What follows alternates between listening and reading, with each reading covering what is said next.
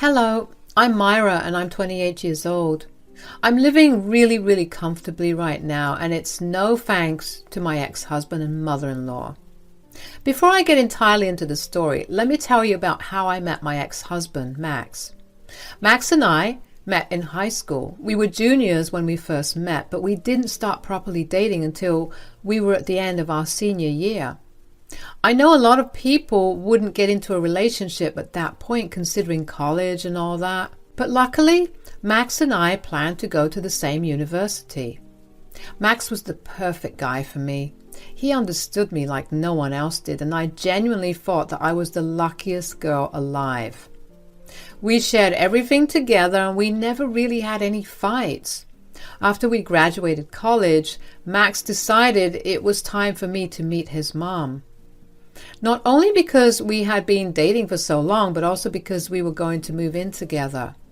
Also, Max's mom was the most important person to him, considering he lost his dad to a car accident when he had just started high school.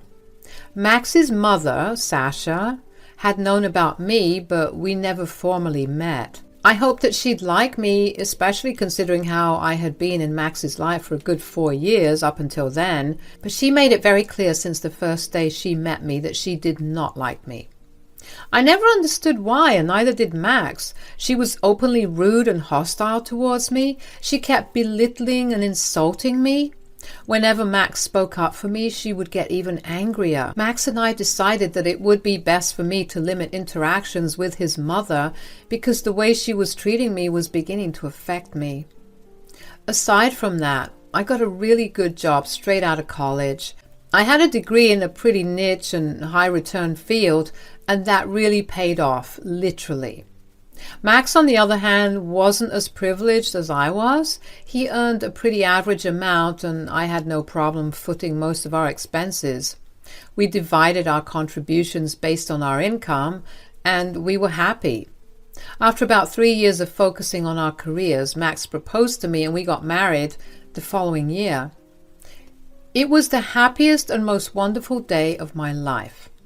Of course, Sasha did say some mean things and she did try to sabotage the wedding, but we had security to handle that for us. About 6 months after we got married, Max and I decided to buy an apartment of our own. We could have bought a house, but I did not want to be stuck paying off a mortgage for years to come when I could just buy an apartment without having to worry about paying anything back. I had saved up more than enough money to buy a nice 2-story apartment.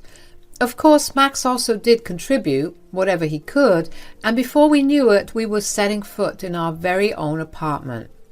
We took our time furnishing it to our liking, and once we were nicely settled in, we decided to have some guests over. We invited our parents along with our siblings and their families for a little housewarming party. I was super happy to see everyone there.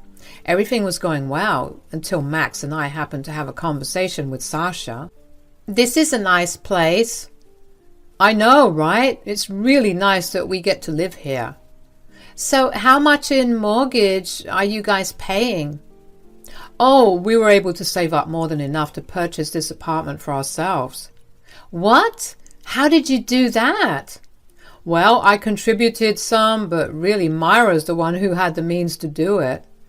"Really? How come?" "Well, she earns about 4 times what I do. She was able to put away a lot more savings than I was able to." "So she earns more than you?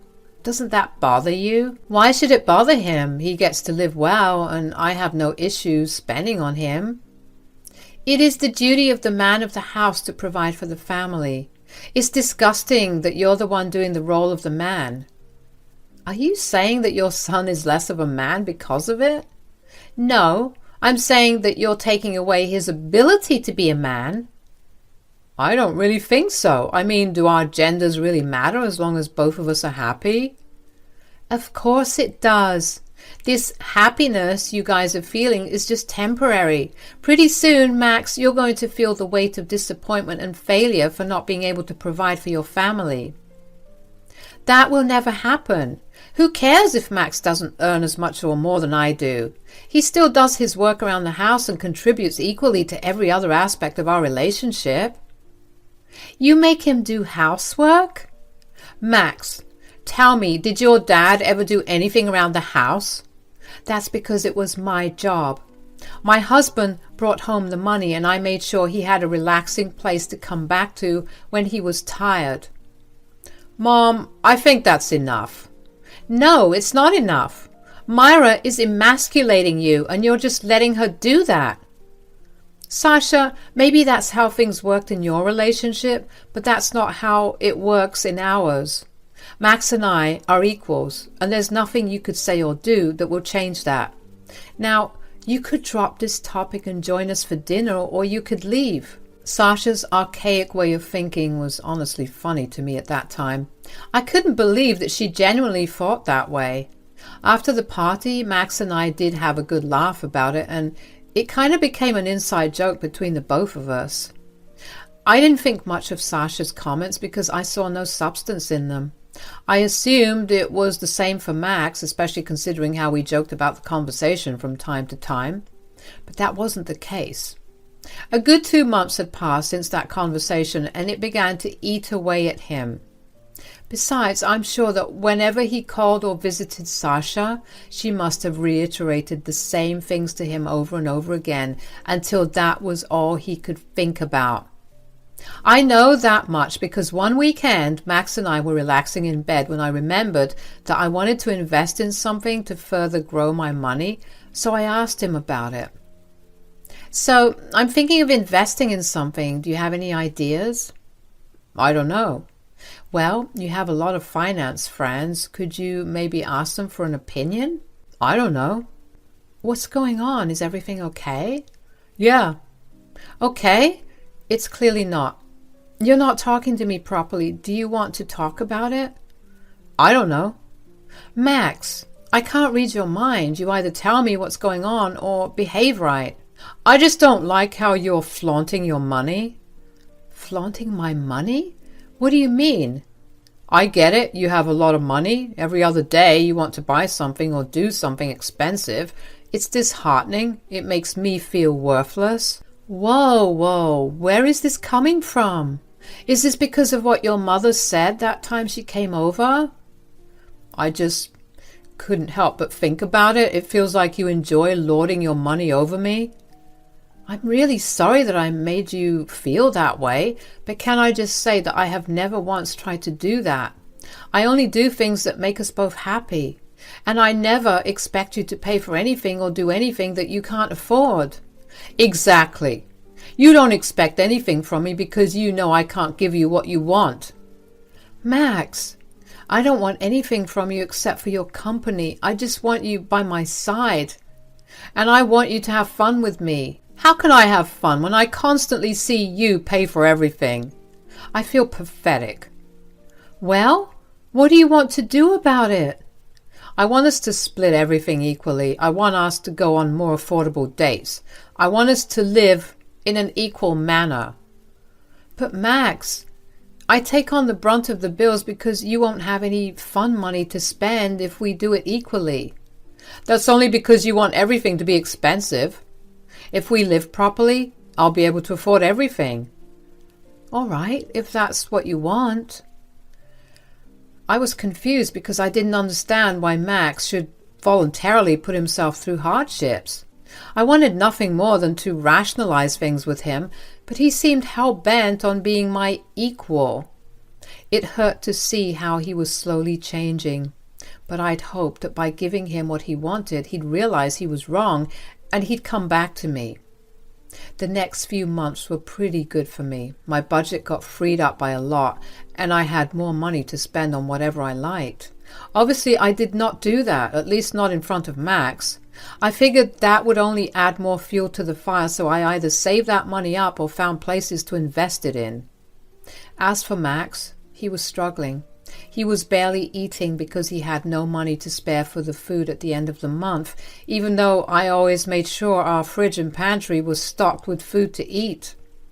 He refused to touch anything that I bought. It infuriated me, but I let things go. I never approached Max because I expected him to come to me just like he had when he wanted the new arrangement. However, instead of Max, Sasha called me while I was at work one day. "Hello, Sasha. Is everything all right?" "How can everything be all right when my poor son is suffering?" "Huh? What are you talking about?" "My son barely has the time or money to come and see me anymore, and that's all because of you." "How is it because of me? He asked me to split everything equally, and that's what we've been following for the last few months." "I know you're taking money from him. That's why he's struggling so much." "Do you hear how insane you sound? What use would I have with his money? I have more than enough." "No, I just know that you're upset that Max asked for equal splits for everything. I know you are, because you keep flaunting how well you're living while you can see Max struggling." "My budget may have gotten freer since he asked for the equal split, but I have not in any way flaunted it. I love Max. I see no reason why I should show off anything I have. You put that disgusting idea in his head. You are the only one responsible for this." "How dare you speak to me that way? Unlike you, I only have my son's best interests at heart." "Why would I not have his best interests at heart? He's my husband. I've known him for 9 years. I want nothing but the best for him, which is why I even agreed to this stupid request." "I don't care what you do, but make sure my son isn't suffering. I want you to stay out of our business. I don't want you putting ugly ideas in his head anymore. Goodbye." Honestly, I was fuming. Sasha had been the one to interfere in my marriage. She started it, and yet she had the nerve to blame me for it. That day, when I went back home, I sat Max down and told him about my phone call with his mother. I told him that I expected him to communicate with me if he was struggling, and not his mother. Max was silent the whole time and casually apologized to me for everything. I was peeved by the way he was still acting as if he didn't care, but I let it slide. I asked him if he wanted to go back to our previous arrangement, and he simply grunted in approval. I was tired of his antics by then, and the conversation had been going on for a good hour, so I just let things go and went to sleep. The next few months went by relatively better. Max seemed happier, and I felt like our relationship was getting back on track. I didn't hear much from Sasha, and I was honestly grateful for it. I did tell Max I didn't want him talking to her too much, especially about our financial matters, because she'd done enough damage. I thought he had been listening, but he had not. Max approached me one night out of the blue to talk to me about something serious. "We need to talk." "We do? About what?" "I've been talking to my mother, and she made me realize something." "Oh, what is it?" "I want a divorce." "What? Why? Did I do or say something wrong?" "Well, I've been thinking about it, and don't you think it's pathetic that I'm depending on you financially?" "No! What are you talking about?" "Myra, I'm the man of the house. It should be up to me to provide for you, not the other way around." "Does it really matter who's providing for us when both of us are living happily and comfortably?" "We may be content with it, but don't you see how it might look to people outside? All of my friends are the sole or main providers for their family. I'm like some pathetic loser who depends on his wife for an allowance to even go out." "First of all, we live in the 21st century. No one thinks like that. Secondly, none of your friends are living comfortably. They're all living paycheck to paycheck. Every time you come back home, you tell me about how all your friends complained about their living situations while you sat and mum. Don't you see how much of a privilege it was to do that?" "Who cares? Do you know how many insults I've had to hear because I was a wife's pet?"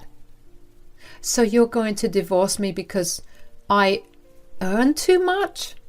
"No, it's because you're making me look like less of a man. That's something I will not stand for." "Wow. And you're telling me this is because of something your mother said?" "Well, she just opened my eyes to the reality that I was living in. It just hit me how pathetic I looked. And I never want to keep living like this." "Do you think we could go for counseling? Maybe we could talk about it in depth and work through it." "Absolutely not. I want to get out of this relationship, and there's nothing you can do or say that will change my mind." "Okay, then." I was heartbroken. I couldn't believe that Max couldn't see past something as small as me earning more than him. Was that all it took for him to break off a relationship that was 10 years long? Everything in me was screaming to fight even more to save the relationship, but I knew that there was no convincing him when he had made up his mind. I had a lawyer file the divorce and present the papers to Max. Without even a moment's hesitation, he signed it. Sasha had come over that day and she smirked at me as Max signed the paper. I couldn't help but think about how Sasha would be the reason for Max's suffering in the future. A part of me hoped that Max would struggle just so he could see how good he had it with me, but I quickly got rid of those thoughts. I tried to leave the apartment to Max because I didn't want him to move back in with his mother, but he refused to take it. According to him, there would be no use divorcing me if he took the first thing I bought to flaunt my wealth to him. I was beyond heartbroken at that. It really was sad to see just how much Sasha's words got to him. I quickly moved out of that apartment after the divorce. The entire place was one giant reminder of Max. I decided to instead rent out the apartment and use that money as a passive income. The universe, however, thought I deserved something good after the divorce because a month after it, I got promoted. The promotion came with an even bigger pay raise and a lot more benefits. After just 3 months of working, I was able to save up enough to buy myself a nice big mansion. The decision to buy it was purely because I had always wanted one. Of course I did make plans to buy it when I was with Max too. I just thought I could surprise him with it one day, but I'm so glad I didn't. I kept working harder and I lived as luxuriously as I could.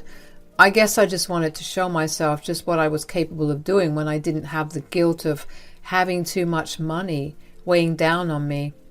About 6 months after the divorce, I was surprised to see Sasha and Max at my door. Hi, Myra. Hey, Myra.